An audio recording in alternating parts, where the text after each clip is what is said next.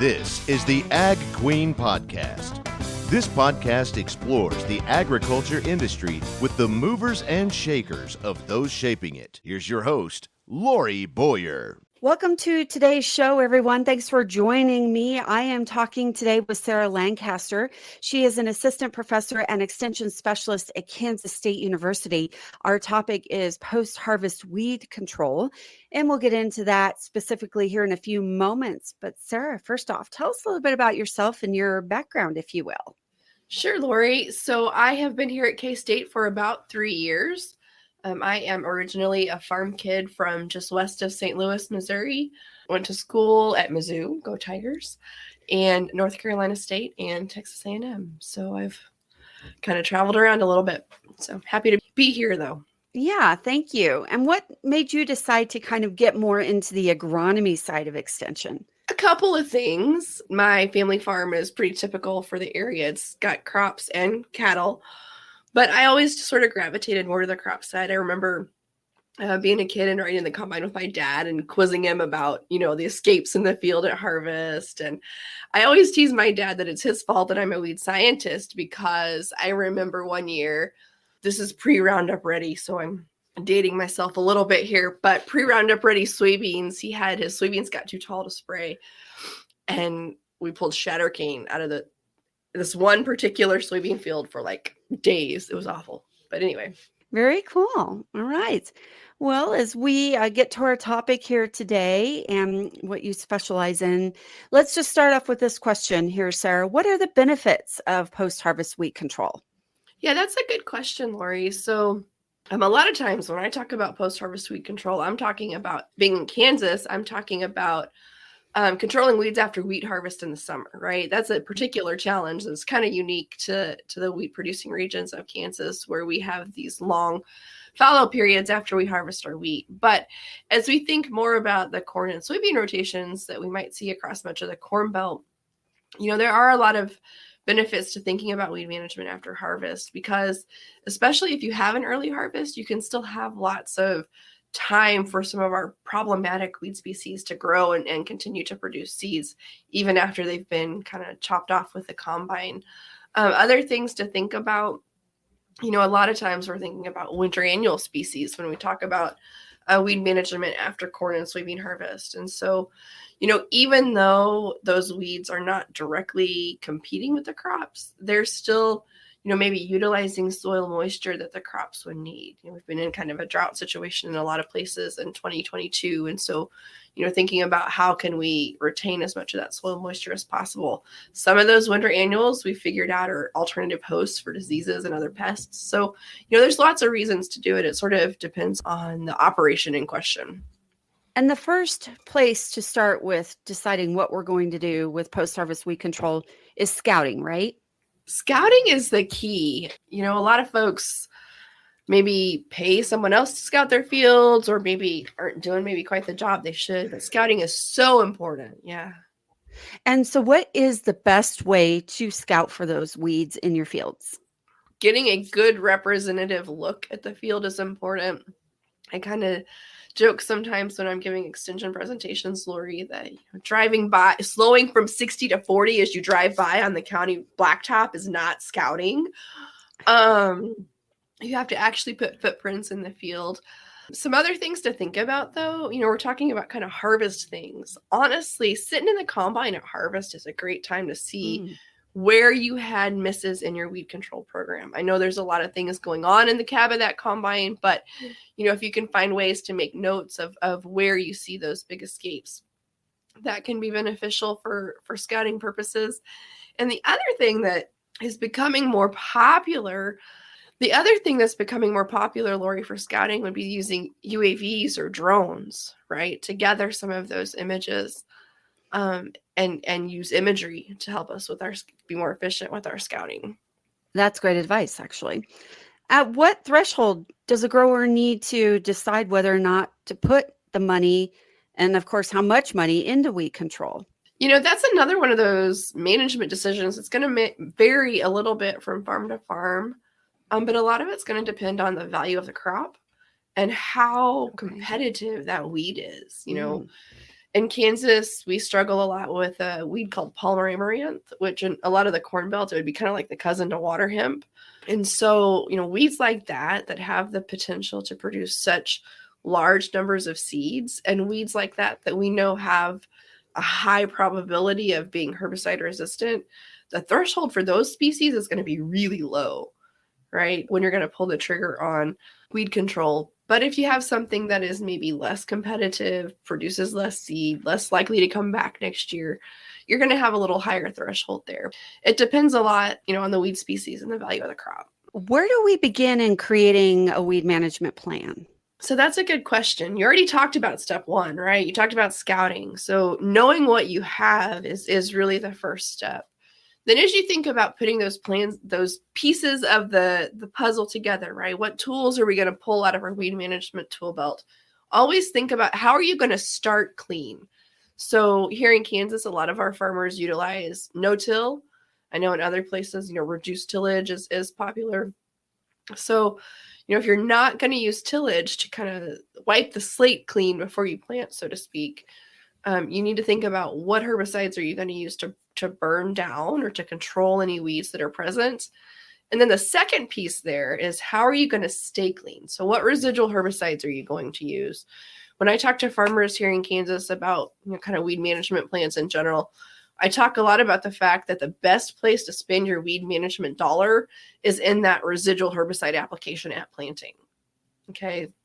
Because setting that foundation is super critical, especially when you think about the fact that, again, with our most problematic weeds, the herbicide resistance that we see is primarily to post-emergence herbicides. And so if we can keep those weeds from ever emerging, we're not going to have that selection pressure to those post-emergence herbicides. So that residual piece at planting is step number 2. And then step number 3 is going to be to think about how are you going to manage anything that comes through that residual herbicide. Okay, so that's step number 3. The other thing to remember is that those decisions that are kind of unique to weed management are taking place in the context of a cropping system where you're going to be able to do things to help suppress weeds. So optimizing planting dates, thinking about in soybeans, narrower row spacings, using proper fertility, thinking about non-chemical control options. So weed management is actually a really good reason for farmers to use cover crops. We know that cover crops that create a lot of biomass, things like cereal rye, can do a good job of suppressing some of the weeds that we really struggle with. So, taking your agronomic practices into consideration as weed management tools is important also. And Sarah, one of the questions I was going to ask you next is, do we need to consider timing? And you just mentioned timing. Can you elaborate just a little bit more on that, on what your suggestions are for timing? Yeah, so as we think about that weed management plan and how are we going to manage escapes from that residual herbicide application at planting, it's important to think about timing in terms of weed height. And so, really, if you look at most herbicide labels, we want weeds that are 4 inches tall or less.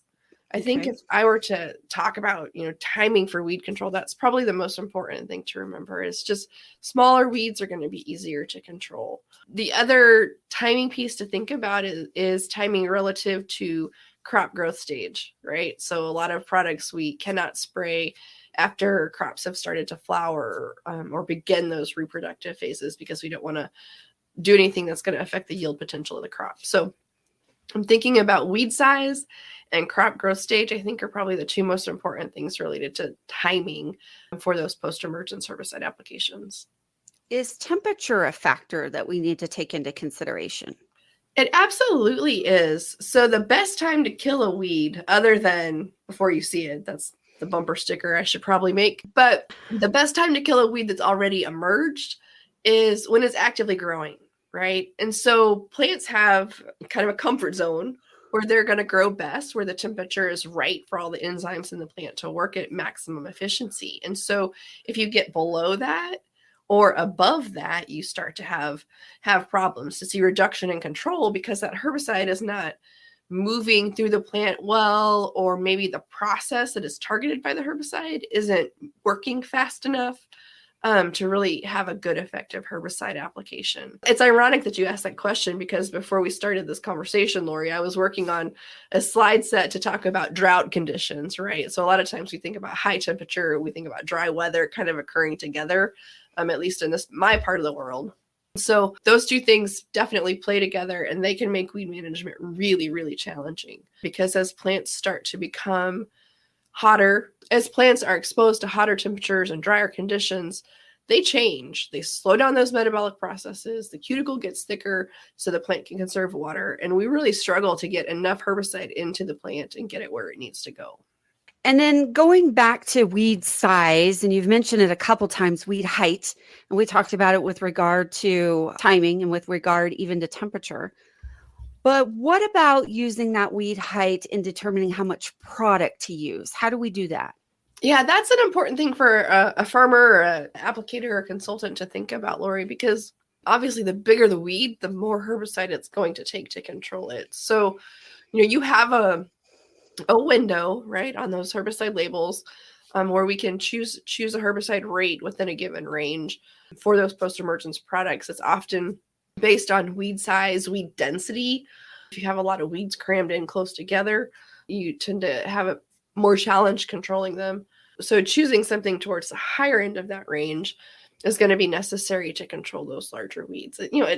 Those rates obviously vary from product to product, right? If you're thinking about glyphosate or Roundup, the rate is going to be different than if you're thinking about a herbicide like 2,4-D or Select or something like that. How should we determine what products we're going to use? Yeah, so me and my job as an extension specialist, I get questions a lot of times. Hey, what should this farmer spray?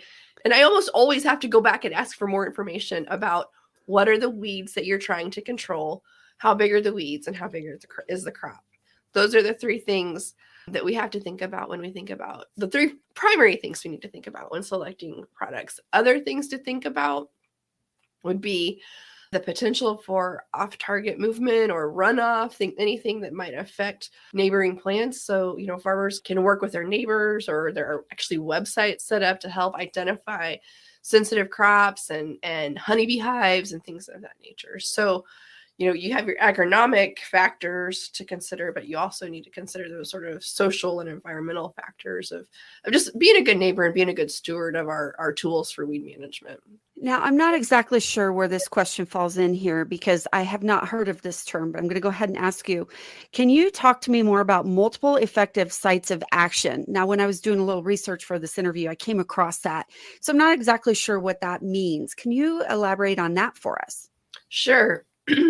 So human nature is to try to categorize things, right? So we can explain them better and group like things together. So as weed scientists, we group herbicides by their site of action. Okay. And the site of action is just where that herbicide works in the plant. So it's usually a specific enzyme or some specific process within the plant that the herbicide interferes with.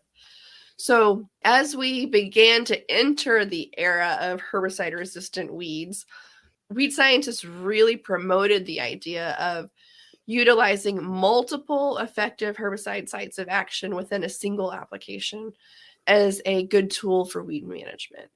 Because the thinking would be then that if herbicide A, let's say if glyphosate is no longer effective on the weed, then dicamba would still be effective on the weed. Okay, so to take an example, maybe from Roundup Ready corn or a Extend soybean type of situation. So using those multiple effective sites of action is important, even for our residual herbicides. I've kind of mined through some of my data sets here. There's some other published literature that says that if you have a pre-emergence herbicide application, you're going to get better results when you have 2 or 3 herbicides in there compared to 1. Thank you for explaining that. I appreciate that. Sarah, I think a question that any grower would ask is, how do we optimize these chemical applications that we're putting so much time and money into? Yeah, so that's another one of those situations where it's going to depend a little bit on the operation and the environmental conditions. But things that farmers need to look at, I would say, after we think about product selection and application timing, check out your sprayer and check out your equipment and make sure that you have everything in good working order, including those tips. One of the things that I spent a lot of time in extension programming on last year was just this idea of checking your tips and making sure your sprayer is properly calibrated, because you don't want to spend all this money on chemical and then have something that you could have easily controlled be the cause of a herbicide failure. So yeah, product selection, application timing, good equipment, and then just reading the label, right? Reading that product label, because it's going to tell you what is the best spray volume. A lot of times with our post-emergence applications, there's a big temptation for a lot of reasons for guys to try to apply at lower spray volumes. So maybe like 10 gallons per acre instead of 15, for example. But when you cut back that spray volume, you actually are reducing coverage. And for some products, that's really, really important. And the other thing that your herbicide label is going to tell you is what adjuvants to use. So a lot of our post-emergence products need some additional chemicals in the mix to help maybe improve the spreading of that herbicide across the surface of the leaf, or to help solubilize the leaf cuticle to help the herbicide get in, maybe to change the pH of the leaf surface. So there's lots of things going on there, but the labels are in general very specific about what adjuvants can and can't be used with a particular herbicide in order to maximize weed control, but also to prevent crop injury. So those would be the things I would think about for optimization. Sarah, can weeds mutate or become immune to these treatments? This is always a fun question for weed scientists to answer. When we talk about herbicide resistance, or quite frankly, resistance to any type of management practice, it's not so much a genetic mutation that is caused by the herbicide or by the weed management practice. What you're doing is basically looking at natural selection on a very intense scale. So when we think about, for example, glyphosate resistance, there are plants that exist in the population that are just inherently less sensitive to that herbicide. And when we kill out all the ones that are sensitive to the herbicide, all you're left with is the non-sensitive. And so it's a selection process. Actually, the same thing happens if you look at, for example, in lawns, mowing height. The dandelion is one of the awesome examples of that, right? It grows kind of prostrate. You can select for dandelions that have a really super flat, or goosegrass, really super flat prostrate growth habit in that yard. It's just selection. It's not mutation. You're not changing the DNA. You're just changing which plants survive. What about overlapping residuals? What is your take on that? They're a good insurance policy. You know, one of the pieces of pushback I get on overlapping residual herbicides from farmers here in Kansas, and this is true across much of the Corn Belt, is that a lot of times it's starting to get dry, right? When we're putting on those post-emergence herbicide applications. And so those overlapping residuals might not get activated properly, or they may not get incorporated into the soil where we need them to go. Is a better way to say that instead of saying activation. Yeah. So they might not get incorporated properly. And so, I get pushback, right? Why am I going to spend money on something that may or may not work? And so I think you have to look carefully at what other management practices you're doing. My group has spent some time looking at interactions with soybean row spacing and layered residual herbicides. And what we find is that if we have a good residual program, and we have conditions where those soybeans get up and grow quickly and canopy fast, then we don't see a lot of economic benefit of that layered residual herbicide or that overlapping residual herbicide. But let's say you have a slower growing crop. Let's say you have a crop that is, maybe had some hail damage or something like that.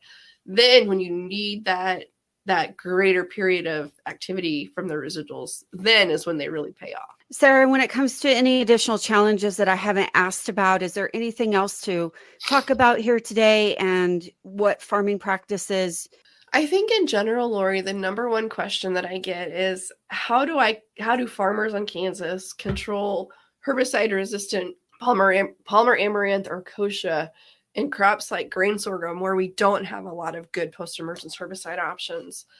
So I think, as thinking about how do I translate that into something that's helpful for a large audience, one of the pieces of advice that I have to give those folks is that start clean piece is really important, in making sure that you have no weeds present when you plant, and that you're using good residual herbicides so that you don't rely on post-emergence herbicides.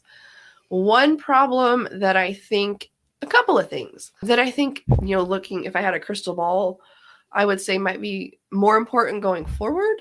One would be the development of resistance to residual herbicides.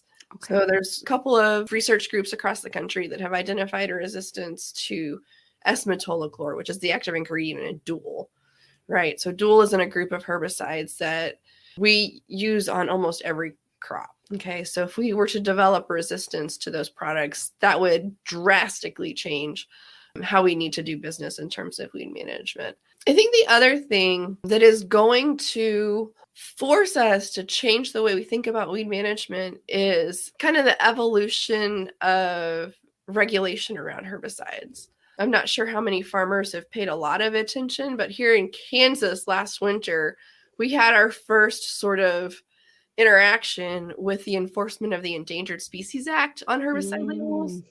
And so we had a group of counties that there were some problems with the data package that got sent to the EPA. And so they were excluded from being able to use enlist herbicide on their soybeans. The Endangered Species Act is not going away, as well as, just the fact that all herbicides are subject to regular registration reviews every 15 years.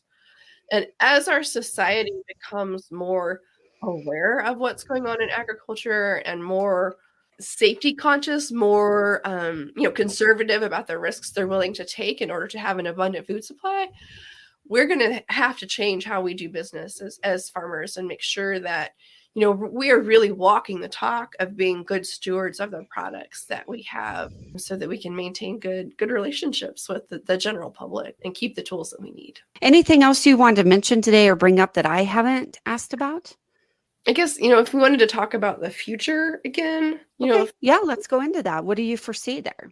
One other thing thinking about the future of weed control is that as we look at having more herbicide resistance and maybe fewer options because of regulations, I think that we're going to have to kind of go back to the old playbook a little bit in terms of using non-chemical weed control options.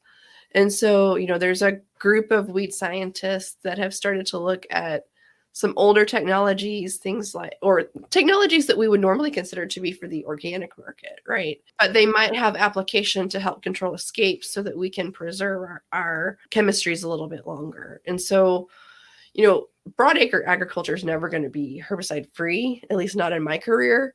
But I think we are going to see a return to some of these practices that are maybe kind of alternative types of practices that are non-chemical. And I think, the sooner we start to embrace that idea, the better off we're going to be for keeping our herbicides around. Once again, Sarah Lancaster, my guest here today. She is assistant professor and extension specialist with Kansas State University.